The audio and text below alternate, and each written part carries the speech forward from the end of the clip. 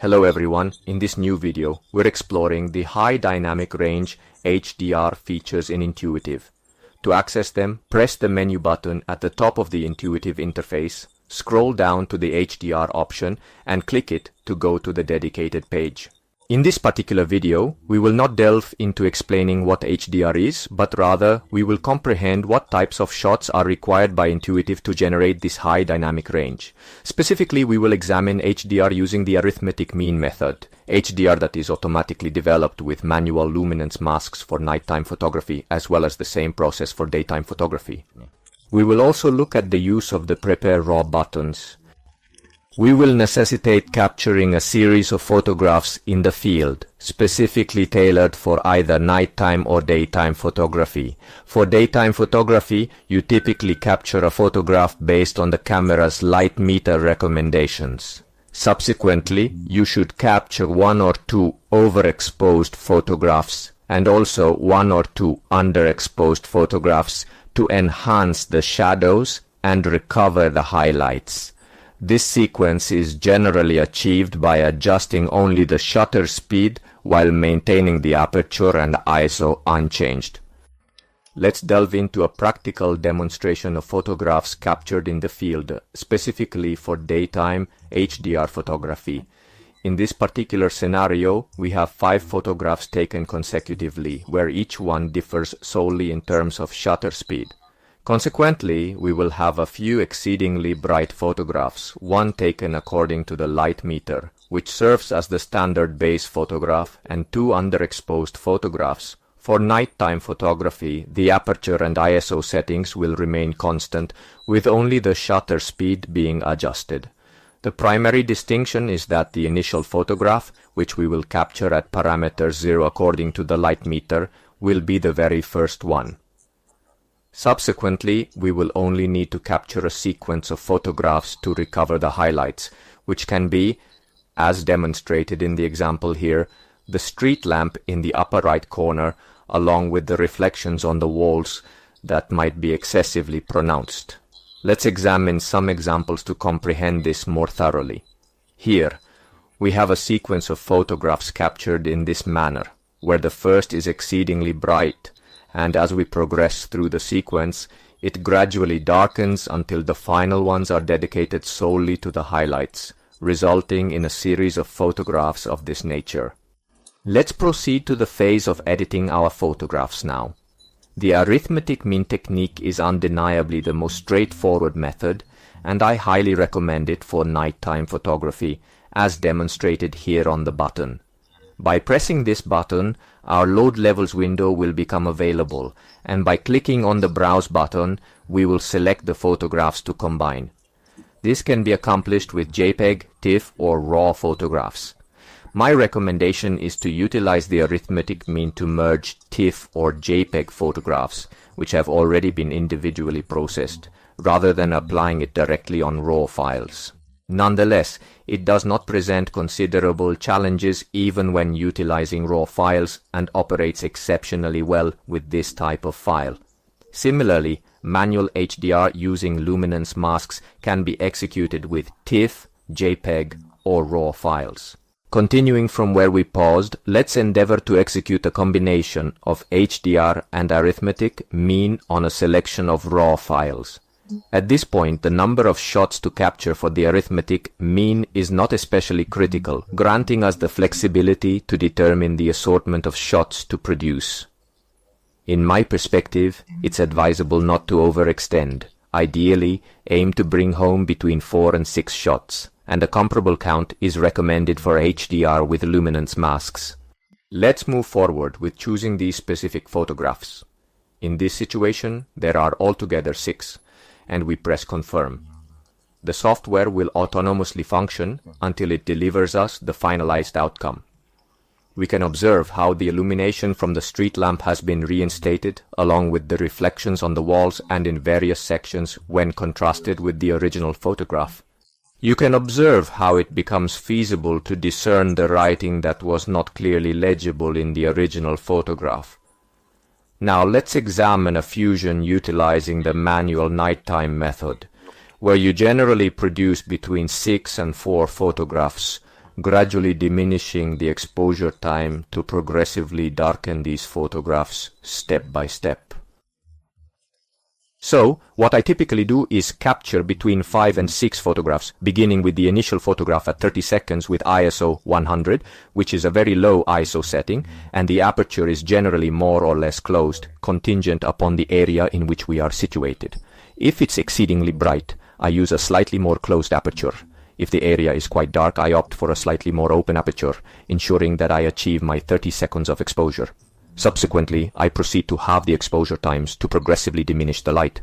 Typically, I commence with an exposure time of 30 seconds for the initial photograph, followed by 15 seconds for the subsequent photograph, then 7 seconds for the third photograph, and continue in this manner until I achieve a significantly dark photograph at the conclusion, where only the bulbs and highlights of the photograph are recovered. Before advancing to the merging of the shots, let's clarify the interface that is displayed before us. On the Load Photo option, we select the photographs to be edited. Intuitiv operates with a range of between 4 and 7 photographs, so the numbers displayed here on the buttons represent the number of photographs that need to be loaded into the interface, such as 6, or 4, or 5, or 7. Other quantities of photographs will not be compatible with the interface, so I must select the number of shots captured in the field and input this number.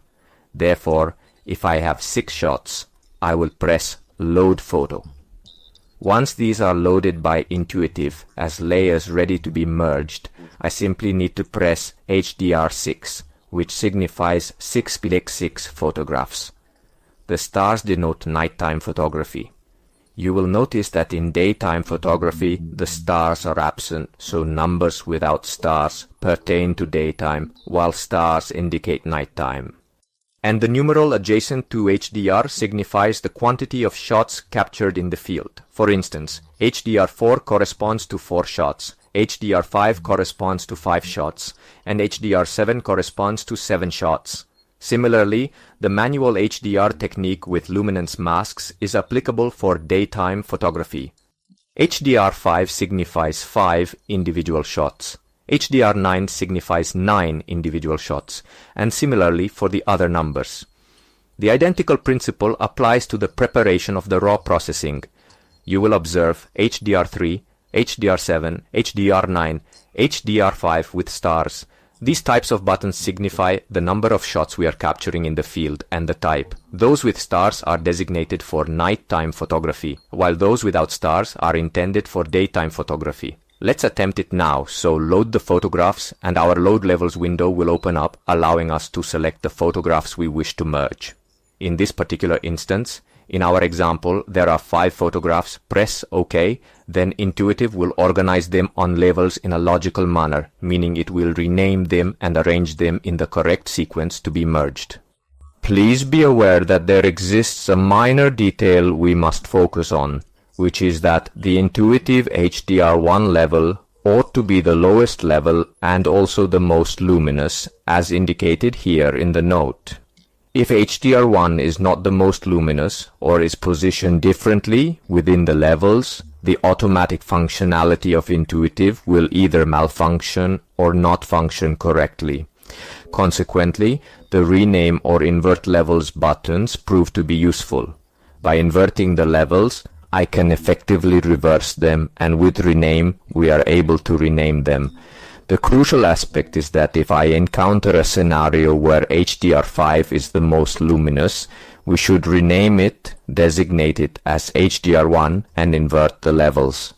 If the photographs that were captured in the field have been taken sequentially from the most luminous to the least luminous, everything will be adequately prepared for editing, which means you can proceed by pressing the subsequent button. However, if we capture these shots in the field in a different order, then we will need to arrange them manually. Once we have our photographs accurately and correctly arranged, we are then able to proceed to press the Prepare Raw button. Why?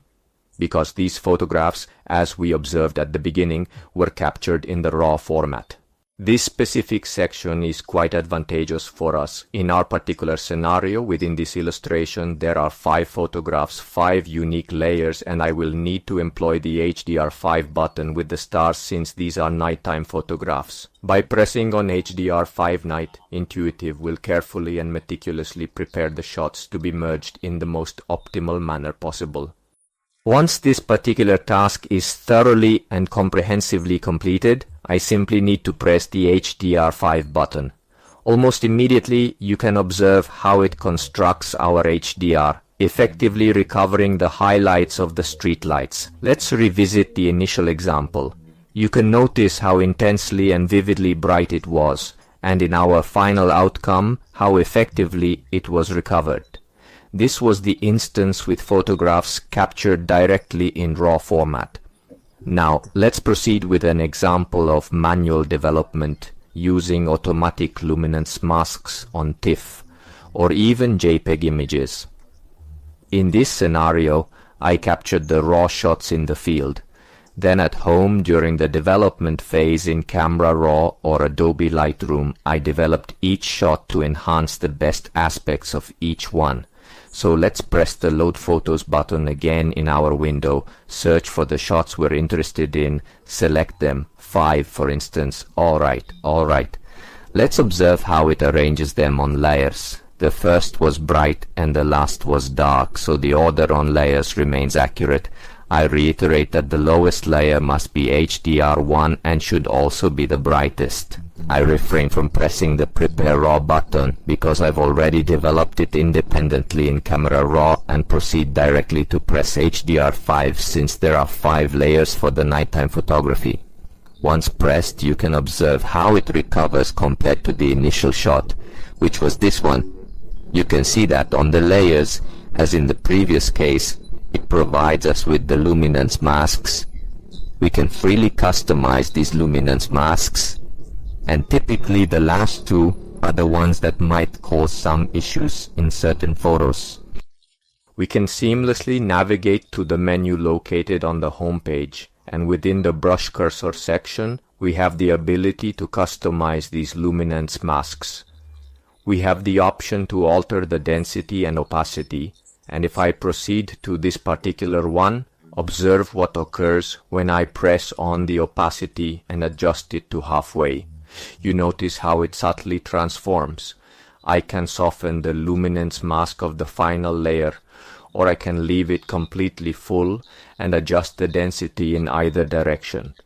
Now we shall conduct an example on daytime photography, still utilizing the manual method with luminance masks. My suggestion is to either make use of the conventional HDR approach or the technique involving luminance masks. In this scenario, we also have the opportunity to choose among 5, 3, 7, and 9 photographs, and after we click on the Load Photos button, we can search for them within our directories. Let's proceed to load them, and once they are fully loaded, Intuitiv will automatically arrange them on separate layers. A brief note, it is essential for HDR1 to be positioned as the lowest and the brightest. This ensures that HDR5 remains the brightest, followed by the progressively darker ones, with HDR1 situated in the middle. Therefore, in this scenario, we must manually rearrange them. I position HDR1 centrally because in the sequence of shots, we have bright, medium, dark, and very dark. Once I have them sorted, I proceed to rename. This way, in Rename, it will give me HDR1 at the top with all the others in sequence. Now I can go ahead and invert them. I identify HDR1 as the most foundational and luminous, with the subsequent ones following in a specific order. It is imperative to bear this in mind and apply it. Otherwise, Intuitiv might potentially make a mistake. Once we have verified the sequence of the levels, we decide whether to employ the raw preparation. Our initial photograph was a raw file, so we can comfortably take advantage of it. In this particular scenario, there are 5 levels, so I proceed to HDR5 without stars since it's daytime photography. I click on it, and it will slightly open up the shadows and recover the highlights, providing us with a file that will be optimal for editing. We are now able to proceed and click on HDR5. Please remember that the numeral adjacent to HDR indicates the quantity of layers we have captured and currently possess in Photoshop. Upon clicking, it will provide us with the luminance masks for our subsequent manual processing. Here is our HDR. You can observe that there are the luminance masks which, as we observed in the nighttime photography prior to this, we can also modify in this instance for opacity or gradient. Once we attain the outcome that we prefer most, we can merge the layers and subsequently finalize in Camera Raw.